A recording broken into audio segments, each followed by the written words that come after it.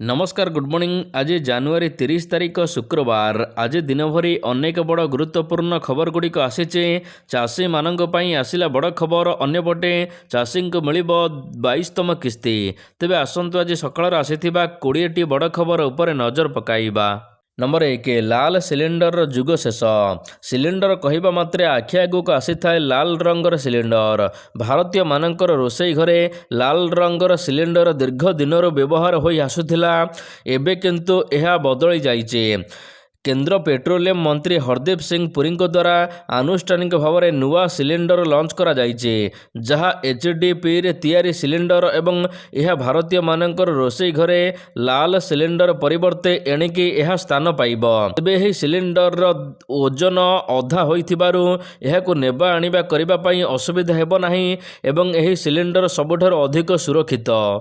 Number 2 गुटखा ब्यान पर BMC कटकणा जारी। ओमफेड पार्लर एवं भेंडिंग जोन रे गुटखा मना सरकार निर्देश पर नुआ कटकणा जारी करिछि बीएमसी। राज्य रे गुटखा बिक्री उपरे कटकणा लागू हेबा परे बीएमसी पक्षरु तत्परता प्रकाश पाइछे। मेयरंक अध्यक्षतार बुधवार दिन बसिथिबा कॉर्पोरेशन बैठक रे गुटखा बिक्री निषेध उपरे आलोचना होइथिला। बीएमसी पक्षरु सहर रे भेंडिंग जोन एवं समस्त पार्लर गुड़िकरे एणिके गुटखा बिक्री उपरे संपूर्ण निषेध करा जाइछे। मन कहूछि किछि नुआ करिबा पई हेले पाखरे संबळ नाही। तेबे व्यस्त होंतु नाही। मधुलिका एंटरप्राइजेस एबे बुझिबो आपणक मन कथा। क्षुद्र शिल्प ठारु नै मध्यम शिल्प पई सुलभ मूल्य रे जोगाई देबो समस्त प्रकार मेसिन और रॉ मटेरियल, जहाकु नै आपण सहज आरंभ करि परिबे नुआ एक व्यवसाय। अधिक जानिबा पई आज ही कॉल करंतु। नंबर 3 बंद रहिबो शिमिलीपाल। पर्यटकों पई बंद रहिबो शिमिलीपाल अभयारण्य। राष्ट्रपति द्रौपदी मुर्मू शिमिलीपाल आसिबाकु थिबारु यह पर्यटक मानक पई बंद रहिबो। तेबे आसंता फेब्रुआरी 4 तारिखरु 6 तारिख पर्यंत शिमिलीपाल बंद रहिबो। कालीप्रसाद गेट एवं गुडुगुडिया जोन 4 तारिखरु 6 तारिख पर्यंत बंद रहिबो। सेहिपरि गुडुगुडिया सफारी 5 तारिख अपराह्न एवं 6 तारिख सकाळे बंद रहिबो। नंबर 4 6 गणदुष्कर्मकारी को 20 वर्ष जेल दंड। 2024 मसीहा मे मासरे ब्रह्मपुर सहरर बैद्यनाथपुर थाना अंचल एक चांचल्यकर खबर आसीथिला। जड़े जुक्त 2 छात्री को गणदुष्कर्म करा जायथिला। गतकाली एही केस रे राय प्रकाश पाइबा सहित 6 जन अभियुक्त को 20 वर्ष कारादंड रे दंडित करा जायछि। जड़े जुक्त 2 छात्री को गणदुष्कर्म भली लोमटांकुरा घटना रे त्वरित पदक्षेप नेइछि पुलिस। एही घटना रे 4 इंजीनियरिंग छात्रंक समेत 5 जन छात्रंक विभिन्न स्थान रे प्रथमे चढ़ाऊ करी गिरफ्त करथिला। नंबर 5 प्रति पंचायत रे आयु आरोग्य मंदिर निर्माण लक्ष्य। स्वास्थ्य मंत्री मुकेश महालिंग गुरुवार दिन गजपति जिला को दिनिकिया गस्तरे जाइचंती। एही अवसर रे से विभिन्न उन्नयनमूलक कार्यर समीक्षा करिचंती। सरकारंकर विभिन्न योजना संपर्क रे आलोचना करने सहित से कहिचंती कि आम सरकार प्रति पंचायत रे आयु आरोग्य मंदिर निर्माण करने को लक्ष्य रखिचंती। स्वास्थ्य मंत्री कहिचंती महाप्रणाय खूब शीघ्र आगामी 2 मास मध्य मृत शरीर नेबा पई 109 गाड़ी व्यवस्था करा जिवो। खूब शीघ्र जिलार समस्त 149 गोटी पंचायत रे आयु आरोग्य मंदिर प्रतिष्ठा करा जिवो। जिलार 8टी गोष्ठी स्वास्थ्य केंद्र मध्यरु 6टी को उन्नति करा जिवो। नंबर 6 ओडिशा रे स्वाभाविक ठारू 2 रु 4 डिग्री पर्यंत बढ़िला तापमात्रा। दिन रे बढ़िला गरम, राति रे पड़िबो ठंडा। आउ सखाळु सखाळु देखिबाक मिलिबो घन कुहुडीर आस्तरण। गत 24 घंटा मध्य सर्वनिम्न तापमात्रा 10 डिग्री 5 सेल्सियस रेकर्ड करा जाइछि। फुलबाणी सबुठारु ठंडा सहर रहिछि। सेहि भली पहाड़िया अंचल भाबरे जे उदयगिरी रे सर्वनिम्न तापमात्रा 6.8 सेल्सियस रेकर्ड करा जाइछि। सर्वाधिक तापमात्रा राज्य रे 31.8 डिग्री रेकर्ड करा जिबा सहित ढेंकानाल सबुठारु उत्तप्त सहर होइछि। वर्तमान स्वाभाविक ठारू अधिक तापमात्रा अछि बोली पाणीपाग वैज्ञानिक माने कहिचंती। नंबर 7 आसंता 5 दिन लगी घन कुहुड़ी पाई सतर्क सूचना। राज्य में घन कुहुड़ी पाई सतर्क सूचना जारी करिछि पाणीपाग विभाग। आसंता 5 दिन लगी रहिबो घन कुहुड़ी। भद्रक, केन्द्रापड़ा, पुरी, जगतसिंहपुर रे घन कुहुड़ी देखा जिबार पूर्वानुमान करिछि पाणीपाग विभाग। ଉପକୂଳ ଓଡ଼ିଶାରେ ପୁରୀ, ଖୋର୍ଦ୍ଧା, ଭଦ୍ରକ, କେନ୍ଦ୍ରାପଡ଼ା, ଜଗତସିଂହପୁର, କେନ୍ଦୁଝର, କନ୍ଧମାଳ, ମୟୂରଭଞ୍ଜ, ଗଜପତି, କଟକ, ଗଞ୍ଜାମ ଜିଲ୍ଲାରେ ହାଲକାରୁ ମଧ୍ୟମ ଧରଣର ଘନ କୁହୁଡ଼ି ଦେଖାଯିବାର ସମ୍ଭାବନା ରହିଛି। ନମ୍ବର 8 ଖୁବ୍ ଶୀଘ୍ର ଆରମ୍ଭ ହେବ ଏୟାରପୋର୍ଟ ସମ୍ପ୍ରସାରଣ।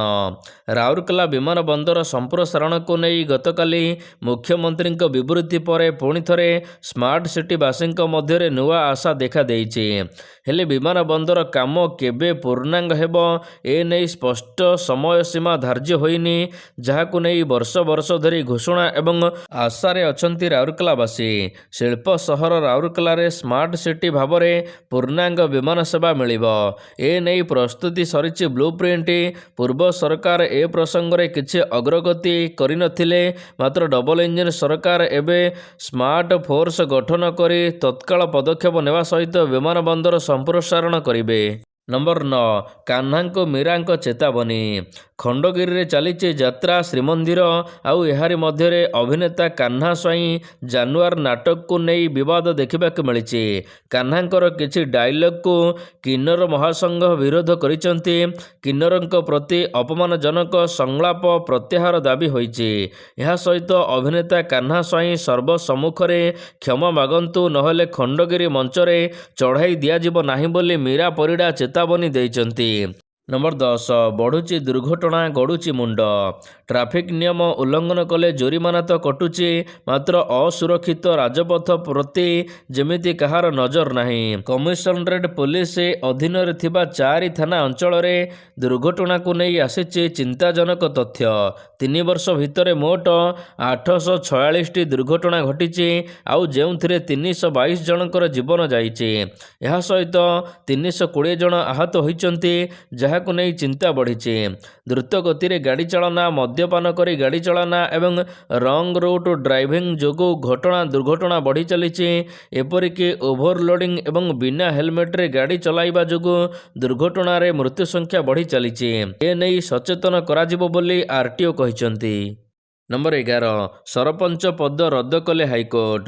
ନାମାଙ୍କନ ପତ୍ର ଦାଖଲ ବେଳେ ଯଦି 2ରୁ ଅଧିକ ସନ୍ତାନ ଥିବା ଜଣାପଡ଼େ, ତେବେ ତାହେଲେ ସମ୍ପୃକ୍ତ ପ୍ରାର୍ଥୀ ସରପଞ୍ଚ ପଦ ପାଇଁ ଅଯୋଗ୍ୟ ଘୋଷିତ ହେବେ। ଏହି ଆଧାରରେ ନିମ୍ନ ଅଦାଲତରେ ହୋଇଥିବା ଆଦେଶକୁ ହାଇକୋର୍ଟ କାଏମ ରଖିଛନ୍ତି। ବୌଦ୍ଧ ବ୍ଲକ ବଢ଼ିଗାଁ ପଞ୍ଚାୟତର ସରପଞ୍ଚ ସିଦ୍ଧେଶ୍ୱର ପ୍ରଧାନଙ୍କ ପକ୍ଷରୁ ଆଗତ ମାମଲାକୁ ଖାରଜ କରିବା ଅବସରରେ ହାଇକୋର୍ଟର ବିଚାରପତି ଏ ନେଇ ସୂଚନା ଦେଇଛନ୍ତି। ଏହି ମାମଲାର ଜଣାଯାଇଛି ଯେ ଜଗଦେଶ୍ୱର ପ୍ରଧାନ ସରପଞ୍ଚ ଭାବରେ ନିର୍ବାଚିତ ହେବା ପୂର୍ବରୁ ତାଙ୍କର 3ଟି ସନ୍ତାନ ଥିଲା। ଏକ ଅଭିଯୋଗ ଆସିବା ପରେ ତାଙ୍କର ସରପଞ୍ଚ ପଦ ରଦ୍ଦ ହୋଇଛି। ନମ୍ବର 12 ୟୁରିଆ ଦର ବଢ଼ାଇବାକୁ ପ୍ରସ୍ତାବ। ୟୁରିଆ ସାରର ଖୁଚୁରା ଦାମରେ ସାମାନ୍ୟ ବୃଦ୍ଧି କରିବାକୁ ଅର୍ଥନୈତିକ ସର୍ଭେ ରିପୋର୍ଟରେ ପ୍ରସ୍ତାବ ଦିଆଯାଇଛି। ସୁଲଭ ମୂଲ୍ୟରେ ଉପଲବ୍ଧ ହେଉଥିବାରୁ ଚାଷୀମାନେ ଏହି ସାରକୁ ଅତ୍ୟଧିକ ମାତ୍ରାରେ ବ୍ୟବହାର କରୁଛନ୍ତି। ଦଶନ୍ଧିରୁ ଅଧିକ ସମୟ ଧରି ଏହାର ମୂଲ୍ୟ ବଢ଼ିନାହିଁ। ଏଥିପାଇଁ ସାର ସବସିଡି ପରିମାଣ ପ୍ରତିବର୍ଷ ବଢ଼ୁନାହିଁ। ତେଣୁ 2025-26 ବର୍ଷରେ ସବସିଡି 1.91 ଲକ୍ଷ କୋଟି ଟଙ୍କାକୁ ବୃଦ୍ଧି କରିବାକୁ ଲକ୍ଷ୍ୟ ରଖାଯାଇଛି। ଏଥିପାଇଁ ୟୁରିଆ ସାରର ମୂଲ୍ୟ ଆଗକୁ ବୃଦ୍ଧି କରିବାକୁ ପ୍ରସ୍ତାବ ଦିଆଯାଇଛି। ନମ୍ବର 13 ମିଲରଙ୍କ ଉପରେ ବର୍ଷିଲେ ବିଧାୟକ। ମଣ୍ଡିରୁ ଧାନ ଉଠୁନଥିବାରୁ ମିଲରଙ୍କ ଉପରେ ବର୍ଷିଛନ୍ତି ବିଧାୟକ। ବଡ଼ଚଣା ବ୍ଲକର ଭରତପୁର କୃଷି ସମବାୟ ସମିତିରୁ ଏଭଳି ଘଟଣା ଦେଖିବାକୁ ମିଳିଛି। ମିଲର ଆଉ ସମବାୟ ସମିତି ଅଧିକାରୀଙ୍କ ମଧ୍ୟରେ ତାଳମେଳ ଅଭାବରୁ ସମସ୍ୟା ଭୋଗୁଛନ୍ତି ଚାଷୀ। ବିଭିନ୍ନ ଆଳ ଦେଖାଇ ଚାଷୀମାନଙ୍କର ଧାନ ମିଲର ନେଉନଥିବାରୁ ମଣ୍ଡିରେ ଧାନ ପଡ଼ି ଗଜା ହେଉଛି। ତେବେ ଜରି ଅଖାରେ ଚାଷୀ ଧାନ ଆଣିଥିବାରୁ ମିଲର ଚାଷୀଙ୍କ ଧାନ ନେଉନାହାନ୍ତି, ଯାହାକୁ ନେଇ ସମବାୟ ସମିତିର ଅଧିକାରୀ ଓ ଚାଷୀମାନେ ବଡ଼ଚଣା ବିଧାୟକଙ୍କ ଦୃଷ୍ଟି ଆକର୍ଷଣ କରିଥିଲେ। ବିଧାୟକ ମିଲରଙ୍କ ସହିତ ଆଲୋଚନା କରିବା ସହିତ ତାଗିଦ ମଧ୍ୟ କରିଛନ୍ତି। ଯଥାଶୀଘ୍ର ଚାଷୀଙ୍କ ଧାନ ମଣ୍ଡିରୁ ଉଠାଇବାକୁ ସେ କହିଛନ୍ତି। ନମ୍ବର 14 ଟ୍ରାକ୍ଟର ମାଲିକ ସଂଘର ନିଷ୍ପତ୍ତି। କେନ୍ଦୁଝର ଜିଲ୍ଲା ପାଟନା ଏବଂ ସାହାରପଡ଼ା ବ୍ଲକର ଟ୍ରାକ୍ଟର ମାଲିକ ସଂଘମାନେ ଏକ ବୈଠକ କରିଥିଲେ ଗୁରୁବାର ଦିନ। ଲଘୁ ଖଣିଜ ସମ୍ପଦ ଉତ୍ସ ନଥିବାରୁ ବେଆଇନ ଉତ୍ସରୁ ବାଲି ଉତ୍ତୋଳନ କଲେ ଖଣି ବିଭାଗ, ପୋଲିସ, ବନ ବିଭାଗ ଏବଂ ତହସିଲ ଅଧିକାରୀମାନେ ଚଢ଼ାଉ କରି ଟ୍ରାକ୍ଟର ପିଛା ଲକ୍ଷାଧିକ ଟଙ୍କା ଜୋରିମାନା ଏବଂ ଟ୍ରାକ୍ଟରଗୁଡ଼ିକୁ ଜବତ କରିବା ଘଟଣାରେ ଏବେ ଜିଲ୍ଲାପାଳଙ୍କୁ ତୁରନ୍ତ ହସ୍ତକ୍ଷେପ କରିବାକୁ କୁହାଯାଇଛି ଏବଂ ଫେବୃଆରୀ 2 ତାରିଖରେ କେନ୍ଦୁଝର ଜିଲ୍ଲାପାଳଙ୍କ ଅଭିଯୋଗ ଶୁଣାଣିରେ ଟ୍ରାକ୍ଟର ମାଲିକ ସଂଘ ଦାବିପତ୍ର ପ୍ରଦାନ କରିବାକୁ କହିଛନ୍ତି। ନମ୍ବର 15 ଚାଷୀଙ୍କୁ ମିଳିବ 22ତମ କିସ୍ତି।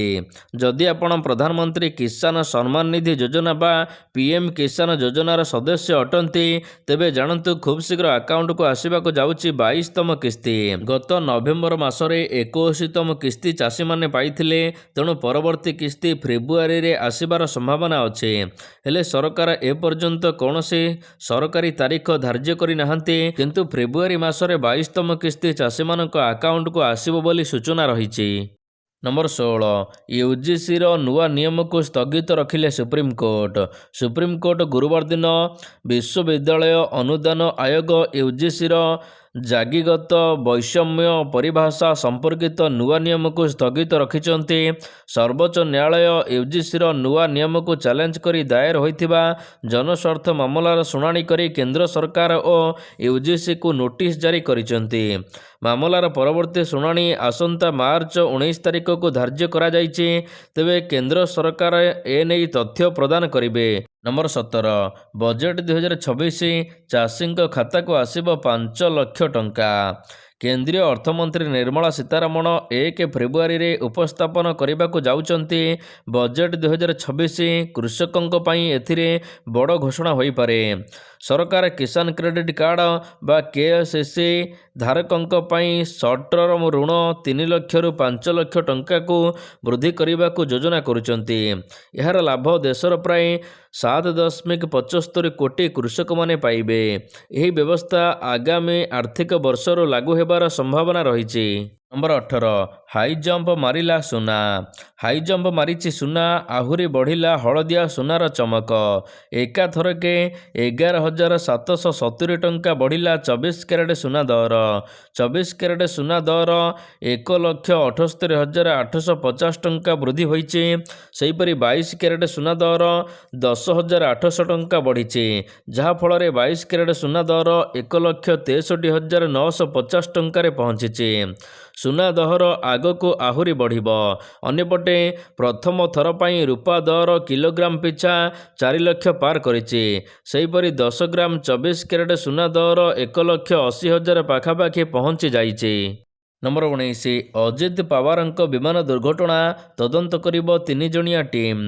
ଅଜିତ ପାୱାରଙ୍କ ବିମାନ ଦୁର୍ଘଟଣା ଘଟଣାର ତଦନ୍ତ କରିବାକୁ ବେସାମରିକ ବିମାନ ଚଳାଚଳ ମନ୍ତ୍ରାଳୟ ପକ୍ଷରୁ ଏକ 3 ଜଣିଆ ଦଳ ଗଠନ କରାଯାଇଛି। ମନ୍ତ୍ରାଳୟ ପକ୍ଷରୁ କୁହାଯାଇଛି ଯେ ଏଆଇବି ଟିମ୍ ସହିତ ଡିଜିସିଏର ମୁମ୍ବାଇ କାର୍ଯ୍ୟାଳୟରେ 3 ଜଣିଆ ଦଳ ଦୁର୍ଘଟଣା ସ୍ଥଳକୁ ଯାଇଛନ୍ତି। ବିମାନର ବ୍ଲାକ୍ ବକ୍ସ ଉଦ୍ଧାର କରାଯାଇଛି।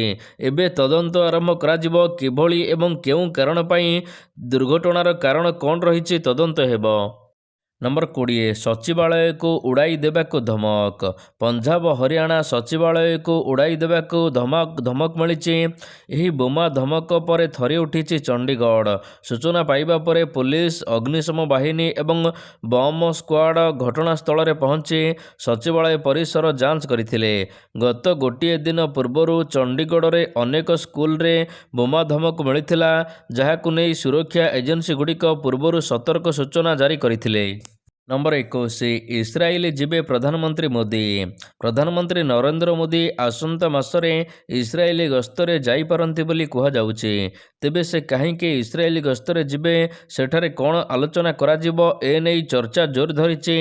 ପ୍ରଧାନମନ୍ତ୍ରୀ ନରେନ୍ଦ୍ର ମୋଦି ଫେବୃଆରୀରେ ଇସ୍ରାଏଲ ଗସ୍ତ କରିବାର ସମ୍ଭାବନା ରହିଛି, ଯାହା ଦୁଇ ଦେଶ ମଧ୍ୟରେ ଦ୍ରୁତ ଗତିର ବିସ୍ତାରିତ ରାଜନୈତିକ ସହଭାଗିତାକୁ ଏକ ନୂତନ ଦିଗ ଦେବ ବୋଲି କୁହାଯାଉଛି। ଭାରତରେ ଥିବା ଇସ୍ରାଏଲର ରାଷ୍ଟ୍ରଦୂତ ରେଭିନ୍ ଆଜାବ ଏନେଇ ସୂଚନା ଦେଇଛନ୍ତି। ନମ୍ବର 22 ବାଂଲାଦେଶ ପାଇଁ ଖୁସି ଖବର ଖେଳିବ ଟି20 ବିଶ୍ୱକପ୍। ଗତ କିଛି ସପ୍ତାହ ବାଂଲାଦେଶ କ୍ରିକେଟ ପାଇଁ ଚ୍ୟାଲେଞ୍ଜର ଥିଲା। 2026 ପୁରୁଷ ଟି20 ବିଶ୍ୱକପ୍ ପାଇଁ ଭାରତ ଯାତ୍ରା ମନା କରିବା ପରେ ସେମାନଙ୍କୁ ଟୁର୍ଣ୍ଣାମେଣ୍ଟରୁ ବହିଷ୍କାର କରାଯାଇଥିଲା ଏବଂ ସ୍କଟଲ୍ୟାଣ୍ଡକୁ ସ୍ଥାନ ଦିଆଯାଇଥିଲା। ଏବେ ବାଂଲାଦେଶ କ୍ରିକେଟ ପାଇଁ ଏକ ଭଲ ଖବର ଆସିଛି। ବାଂଲାଦେଶ ମହିଳା ଦଳ ଚଳିତ ବର୍ଷ ଇଂଲଣ୍ଡରେ ଅନୁଷ୍ଠିତ ହେବାକୁ ଥିବା 2026 ଟି20 ବିଶ୍ୱକପ୍ ପାଇଁ ଯୋଗ୍ୟତା ଅର୍ଜନ କରିଛନ୍ତି। ବାଂଲାଦେଶ ମହିଳା କ୍ରିକେଟ ଦଳ ସୁପର ସିକ୍ସ ଫାଇନାଲରେ ଥାଇଲ୍ୟାଣ୍ଡକୁ ପରାସ୍ତ କରିବା ସହିତ ବିଶ୍ୱକପ୍ ପାଇଁ